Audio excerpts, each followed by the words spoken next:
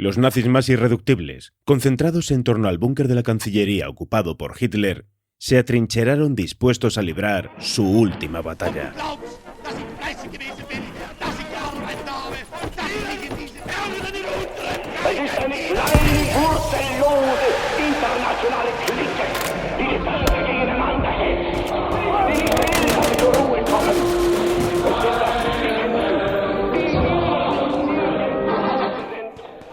Grandes reportajes de Muy Historia presenta Los nazis y el Holocausto.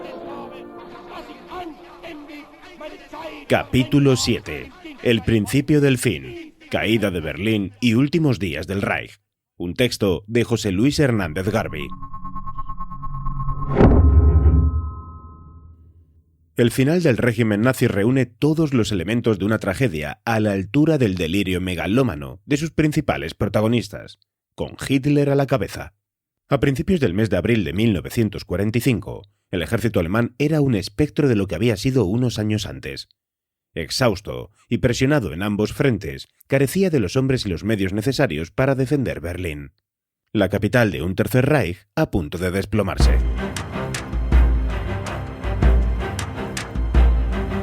En el oeste, la ofensiva alemana de las Ardenas de diciembre de 1944, operación en la que las autoridades militares nazis habían depositado sus últimas esperanzas, fue una vaga ilusión que se difuminó cuando el empuje de los Panzer se detuvo ante la enconada resistencia norteamericana y la falta de combustible. Superada la crisis, las columnas aliadas no tardaron en llegar a la frontera alemana. El 7 de marzo de 1945, las unidades de reconocimiento del general Patton descubrieron el puente de Remagen intacto, infraestructura sobre el Rin que una vez tomada les dio la llave del corazón de Alemania. 2 semanas después, las fuerzas británicas y canadienses, bajo el mando de Montgomery, cruzaron el río más al norte. Preocupado por las intenciones de Stalin, Churchill presionó a Eisenhower para que hiciera avanzar a sus tropas a toda prisa hacia Berlín, para llegar antes que los rusos. Sin embargo, el general norteamericano estaba preocupado por la posibilidad de bolsas de resistencia en la retaguardia, y perdió un tiempo precioso que los soviéticos supieron aprovechar. Al mando de más de 2 millones de soldados, el vehemente mariscal Zhukov, el héroe de la defensa de Stalingrado, había penetrado en Alemania en marzo de 1945, avanzando desde el norte de Polonia, con el objetivo de llegar tan al oeste como fuera posible. Las desmoralizadas tropas alemanas se retiraban de todos los frentes, dejando atrás un paisaje de tierra quemada. Cumplían así con los deseos expresados por el Führer, que al referirse a la resistencia que debía plantearse ante el invasor, había declarado: «Debemos presentar batallas sin consideración de nuestra propia población». Desobedeciendo las órdenes de luchar hasta el último hombre, el 18 de abril, 300.000 soldados alemanes se rindieron en el Ruhr. Su comandante, el mariscal de campo Walter Model, se suicidó en medio de la espesura de un bosque. A principios de febrero de 1945, la capital sufrió el bombardeo aliado más duro de toda la guerra, ataque que se saldó con más de 3.000 muertos, en su mayoría civiles. A estas alturas, la mayoría de los alemanes comprendía que la victoria era una quimera en la que solo seguían creyendo algunos de los dirigentes del régimen cuando la proclamaban, como un mantra repetitivo, en sus discursos delirantes, ofreciendo una imagen muy alejada de la realidad cotidiana que sufrían los soldados en el frente y los civiles en las ciudades. Sin embargo, los sentimientos derrotistas se ocultaban por miedo a las represalias de un régimen que, en su agonía, se mostraba más despiadado que nunca ante cualquier manifestación de disidencia. Dispuestas a convertir Berlín en el último reducto del nazismo, el eslogan que repetían las autoridades era «resistir a toda costa», inmolándose como héroes wagnerianos, si era preciso.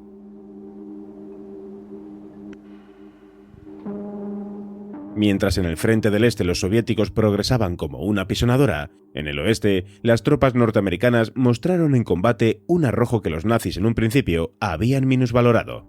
Los mensajes de las autoridades del gobierno de Berlín insistían en presentar a unos y a otros como invasores que habían osado mancillar el sagrado suelo de la patria alemana, especialmente los rusos, considerados Untermenschen, es decir, infrahombres o subhumanos. Los rumores difundidos interesadamente que hablaban de las atrocidades que los soldados soviéticos cometían contra la población civil alemana debían servir para alentar una lucha desesperada y fanática contra el enemigo.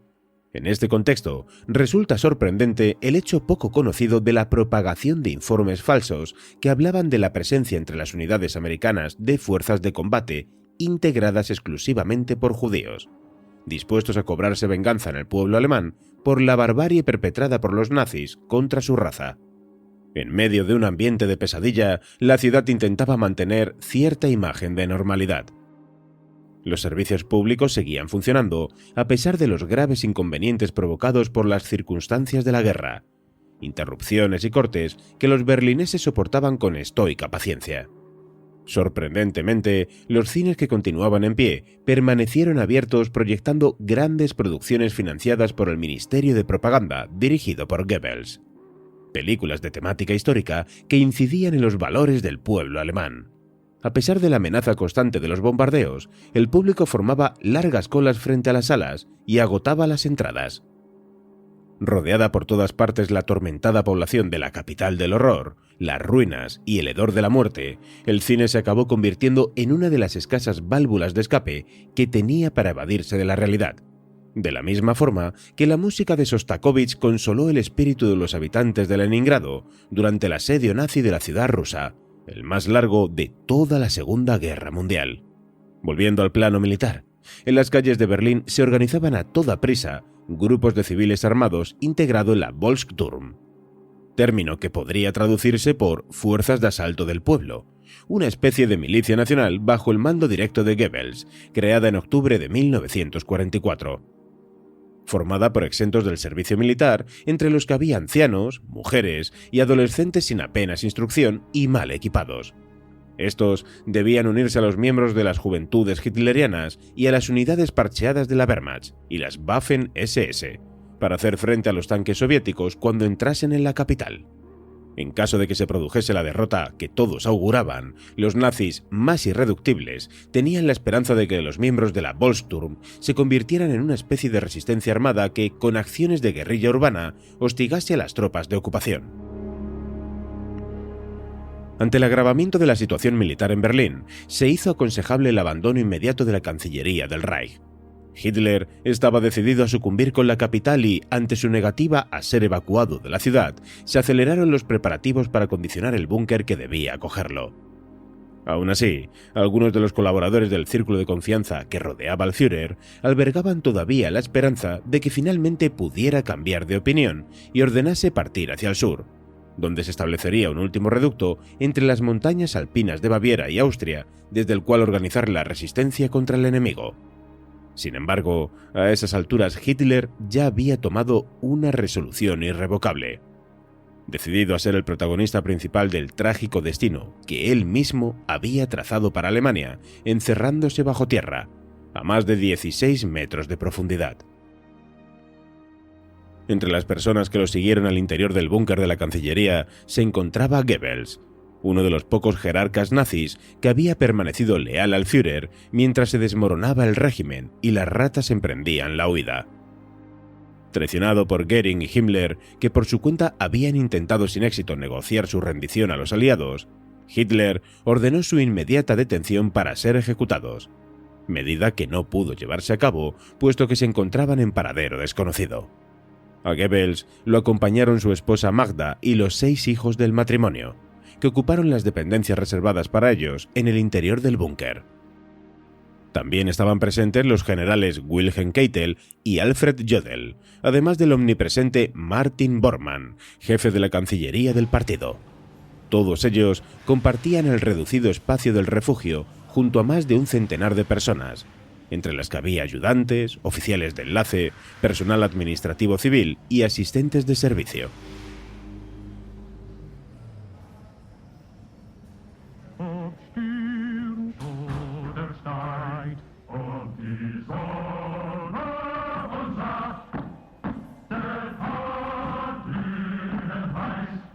A pesar de su austero aspecto, el búnker gozaba de ciertas comodidades. Disponía de su propio sistema de suministro de aire filtrado, diseñado para impedir un posible ataque con gases lanzados por los conductos de ventilación.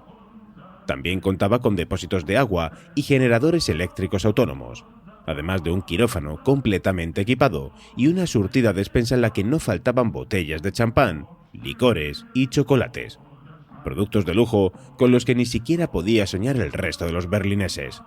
La actividad en el interior era frenética, con la llegada y salida constante de autoridades y oficiales con noticias procedentes de la superficie, informes que presentaban un panorama desolador.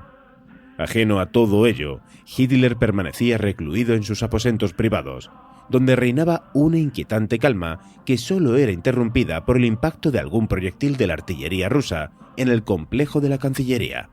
A primeras horas de la tarde del 22 de abril, se dio la orden de cerrar la pesada puerta de acero del búnker para aislarlo del exterior. Ese día de primavera, más de 70.000 cañones y obuses soviéticos desencadenaron una auténtica tormenta de fuego sobre Berlín, preludio del asalto final sobre la capital. Entre las ruinas, un puñado heterogéneo de soldados de las distintas ramas de las Fuerzas Armadas alemanas y milicianos de la Volkssturm intentaban contener a la desesperada la brutal acometida del enemigo que, sistemáticamente, estaba reduciendo la ciudad a cenizas. Se combatió casa por casa, en una lucha sin cuartel, que se cobró la vida de cerca de 50.000 berlineses.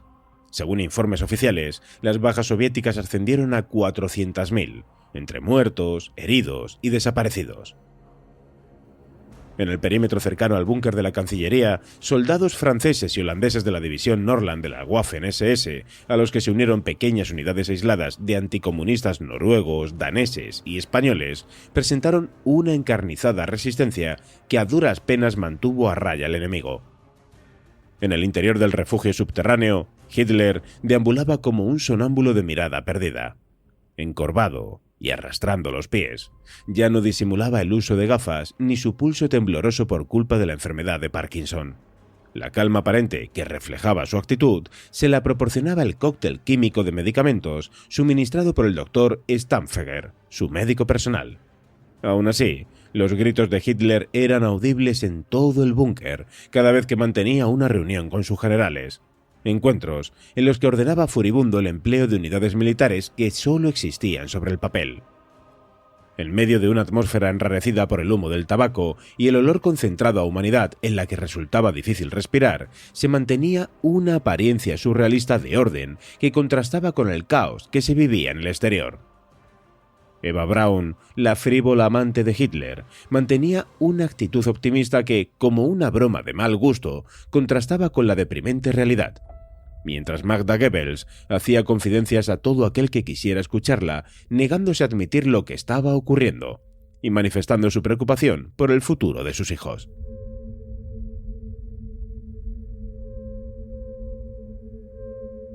Aunque las comunicaciones a larga distancia eran interrumpidas constantemente por los combates, las últimas noticias que llegaron al búnker presagiaban el inminente final. El 28 de abril, los partisanos italianos capturaron a Mussolini y a su amante, Clara Petacci, a los que ejecutaron. Sus cuerpos, horriblemente desfigurados, fueron exhibidos colgados boca abajo de la marquesina de una gasolinera en la plaza de Loreto, en Milán. Al día siguiente, las fuerzas alemanas en Italia se rendían a los aliados. Una hora más tarde, tropas norteamericanas entraban en Múnich, hasta entonces bastión del nacionalsocialismo. Los sonrientes soldados enemigos fueron recibidos con flores. Al conocer el final del dictador italiano, Hitler tomó una clara decisión que llevaba largo tiempo meditando. Él no se dejaría atrapar con vida por los soviéticos. Así se lo hizo saber a sus más allegados, renunciando a cualquier intento de huida del cerco de Berlín. A partir de ese momento preparó con meticulosidad su suicidio. En la madrugada del 28 al 29 de abril, Adolf Hitler contrajo matrimonio civil con Eva Braun, ceremonia oficiada por un funcionario del registro al que hubo que ir a buscar en medio de los bombardeos incesantes y a la que asistieron como testigos el matrimonio Goebbels y Martin Bormann. Tras el enlace, Hitler durmió unas pocas horas y a la mañana siguiente tomó un frugal desayuno junto a su esposa, que mostraba en el rostro una felicidad un tanto sombría. Después se habría retirado para dictar a Trudel Junge, su secretaria personal, su testamento político. Después de la reunión, que duró algo más de 2 horas, se prepararon 4 copias oficiales que fueron firmadas de su puño y letra a las 4 de la mañana del 30 de abril de 1945. Al amanecer de ese día, Hitler se despidió del personal del búnker agradeciendo sus servicios, no sin antes recomendarles que huyeran. Algunos no pudieron contener las lágrimas, mientras Magda Goebbels le suplicaba inútilmente que reconsiderase su actitud. Después dio una serie de instrucciones precisas a sus edecanes sobre cómo debían proceder tras su suicidio y el de su esposa. El método elegido fue el de envenenamiento con una cápsula de cianuro, aunque Hitler no se fiaba del todo y decidió probar antes sus efectos sobre Blondie, su fiel perra pastor alemán, que murió de manera fulminante tras ingerirla. Al mediodía, Hitler comió desganado unos espaguetis con salsa en compañía de su esposa y sus secretarias. La última comida del Führer se desarrolló en medio de un fúnebre silencio que nadie se atrevió a romper. Como regalo de despedida, entregó a cada una de ellas una cápsula de cianuro. Poco después, se despidió de la familia Goebbels, y hacia las 3:30 de la tarde, Hitler y Eva Braun se retiraron a la sala de mapas, cerrando la puerta tras ellos. Había llegado el momento. Transcurridos un par de minutos, el personal que aguardaba expectante en una sala contigua escuchó un único disparo.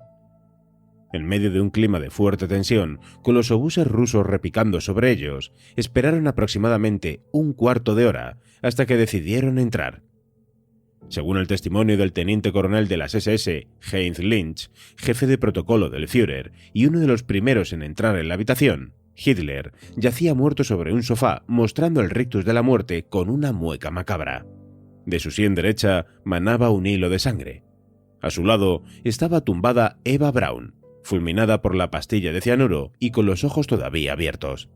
Cumpliendo con el deseo expresado por Hitler a Lynch, los cuerpos fueron sacados al exterior envueltos en una alfombra para ser incinerados con la gasolina que Erich Kempka, chofer personal del Führer, había sacado de los depósitos de los vehículos oficiales que permanecían en el garaje de la Cancillería. Depositados sobre el cráter abierto por la explosión de un obús ruso, los cadáveres de Hitler y Eva Braun ardieron durante varias horas hasta consumirse, mientras algunos de sus incondicionales formaban una guardia de honor haciendo el saludo fascista, hasta que la lluvia constante de proyectiles les obligó a volver a la seguridad que proporcionaba el búnker. Su interior estaba a punto de convertirse en escenario de una nueva expresión del horror nazi. Antes de suicidarse, el matrimonio Goebbels envenenó a todos sus hijos. Aprovechando las sombras de la noche, los oficiales y el personal civil que todavía permanecía en el búnker intentaron la huida atravesando las líneas soviéticas. La mayoría fueron capturados, como fue el caso de Heinz Lynch y Trudel Junge. El paradero de Martin Bormann fue un misterio hasta hace relativamente poco tiempo, cuando en 1998 se confirmó mediante pruebas de ADN que los restos óseos hallados en las cercanías de la estación berlinesa de Lerter correspondían al secretario privado del Führer. El 1 de mayo de 1945, el almirante Karl Donitz, elegido por Hitler en su testamento político para sucederle, anunció por radio al mundo la muerte del dictador nazi. La naturaleza recelosa de Stalin le hizo desconfiar de la noticia, ordenando una búsqueda exhaustiva de los restos del que había sido su mayor enemigo para confirmar su muerte. En la primera semana de mayo, una unidad especial del NKVD, organismo de seguridad antecesor del KGB, desplegó una amplia operación para descubrir su paradero. Durante el transcurso de la misma, fueron interrogados algunos de los testigos que estuvieron presentes durante las últimas horas de Hitler con vida, y los que asistieron a su precipitado funeral. Las informaciones contrastadas apuntan a que todo sucedió como cuenta la versión histórica más difundida. En cuanto al posible hallazgo de restos que pudieran confirmar la identidad de Hitler, lo más probable es que los rusos se deshicieran de ellos, aunque el secretismo con el que desarrollaron la operación ha servido para fomentar teorías que defienden la posibilidad de una huida del Führer a Sudamérica. Al margen de especulaciones, lo cierto es que el 30 de abril de 1945, el llamado Reich de los 1000 años, que los nazis difundieron en su propaganda, se derrumbó por completo. dejando únicamente las ruinas de un régimen político levantado sobre el terror.